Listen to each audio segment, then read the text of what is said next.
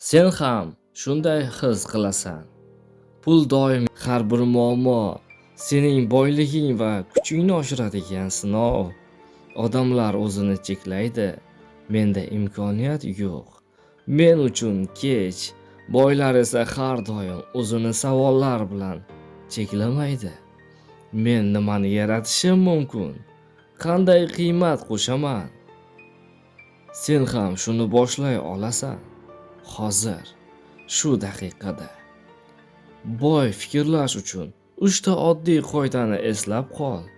Qiymat yaratishni boshlash. Har kuni bir kichik ish bilan.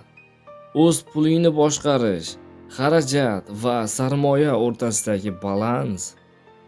O'z fikringni boylik tarafiga o'zgartirish. Pulni men yarataman deb o'ylash. Sening mental boylik mashinang. Esla, boylik faqat pul emas. Bu fikrlar, qarorlar va intizomdir.